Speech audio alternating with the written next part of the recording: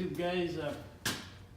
As you can tell, picked up a brand new US General 30-inch 5-drawer mechanic cart, they call it now. Bright orange, not too many of those around. They only had 3 in stock at the store.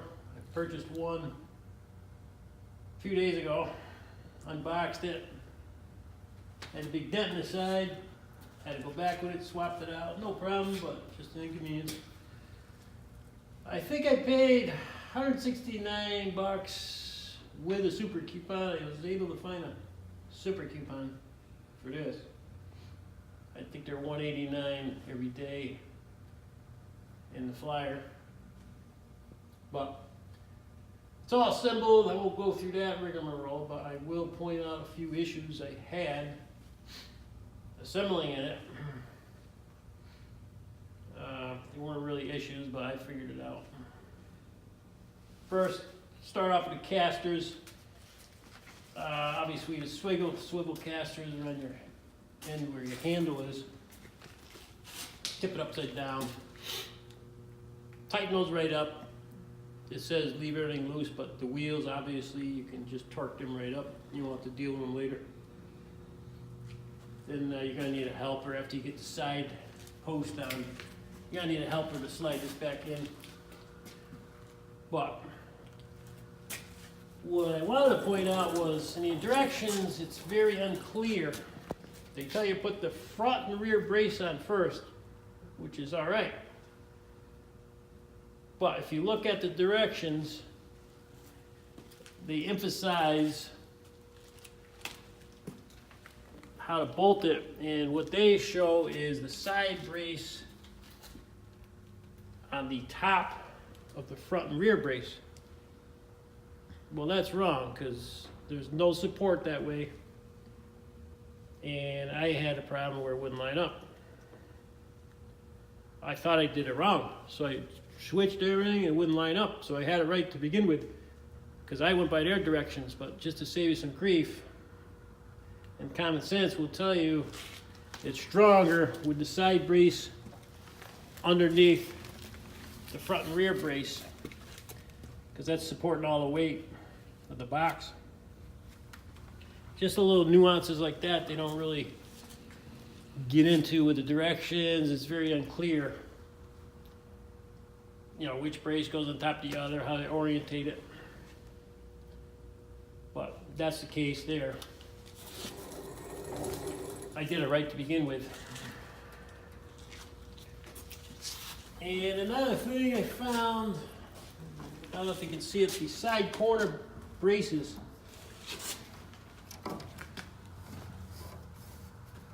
There's a few different ways you can put it on, but I put it where you have more space on the bottom in case you gotta jiggle this to get these angle irons flush. In other words, if this was inverted, you wouldn't have no room to slide this. There is a difference, I think. Make sure those are all correct. You want to have space on the bottom to be able to jiggle it. Other than that, I mean, it's, you know, it's heavy, bulky to put together. Side tray, that's self-explanatory, follow directions. I was short one longer bolt, but not a big deal. I used to use the shorter ones. Some of these don't really need to be that long. But all in all, I'm impressed with the color and the quality of the cart. I got their 44-inch. I like it. Just waiting for them to come out with new colors. I know a lot of guys, they mock different wheels on here, swivel for 4 locations, but in my case, I got enough room in my garage to turn it any which way I want. But the only suggestion I would make to Harbor Freight engineers would be, you got all this wasted space here. Why not tack weld? I might do this myself actually. Why not tack weld a little pegboard here to fill this area in?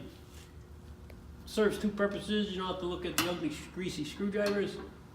And you can put some hooks here, hang stuff, whatever you need to do. You got your little aerosol cans here. Hopefully you're using deep creep or croil and not WD-40, but that's another issue right there. And I will be putting a side tray on this, which I picked up the same day I had to return this because of the damage. The guy said, you don't even know if he makes them in orange or any of those green colors or yellows, but I told him you better look because the online they're available. He looks and he found 2 in the warehouse. And with a super coupon, I think I paid, I don't know, 24 bucks or something. So we're gonna try that and see how that works. And I do like the 90-degree tilt of the top cabinet. Whereas the other ones, the version 1, came way out here, the struts. Granted, another thing they could tweak was maybe put something on top here to protect this, whether it be wood, formica, a little thin metal, just in case you want to put some dirty oil filters up here, or you're working on a U-joint, or you want to set something up there, you're not going to wreck all this paint. I'm going to be careful. I got other workbenches, so it's not really a concern for me. I got like 4 other boxes because we got a fleet here. But for the average homeowner, this would be a good work surface. It does have a lot of kick going up, so you probably should hold it if you want to keep it new looking. I mean, I started filling it up, but like everything else, you know, organization is key. How to organize it. Got some vice grips here, stuff you'd probably use every day, you know, pliers, snips. This side's a nice deep drawer. Maybe put hammers there, ball pins. I think I'll do the box wrenches here with the OEM wrench rails. I'm not so sure if I'm going to keep these because I like the earnest ones where they lay flatter. You can read the sizes and whatnot. These are kind of straight up. Makes it a little harder. You got to step way back. So I don't know what I'm going to do there. But I do like the fluorescent green. You know, that's flawless. I mean, I like it. They tell me the Series 2 card is bigger, wider. Obviously, the struts are different. Deeper drawers. I never had the Series 1. I only had the 44-inch. And it even matches my rigid Gin 5X. Pretty nice. So I'll throw the side shelf on, let you guys see what it looks like in burnt orange or whatever orange you want to call this. I call it Macy Ferguson orange, Kubota, maybe Kubota orange. Whatever it is, it's nice. Just showing you this US General. This is the side tray in orange, made for this cart specifically. Like I said, it was 24 bucks or something. Super coupons and all that. And this is how it comes. Comes with bolts, but I don't think I'll be using them for this cart anyway, because as you can see here, you just got to loosen these bolts. Use these same 4 bolts. These bolts are for the other mechanic cart or something, they said. But another quirk is they put the label, US General safety label, where you're going to be mounting that. So it's going to be hidden forever. I don't know why they didn't put it on this side, or, you know, they want you to keep these labels visible, but, you know, for safety and whatnot, serial numbers. But when you bolt that up, it's going to be hidden. Doesn't matter to me, but I'm just saying, you know. So we'll mount it up and let you guys check it out. Okay, guys, with a helper, this is how it mounts on. The original 2 bolts that were here to begin with just go on the tray. Use existing hardware. piece of cake.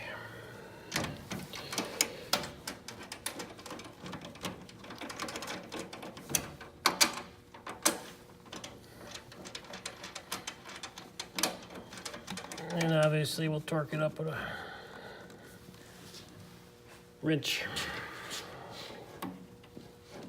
13 millimeter. Okay guys, back at you.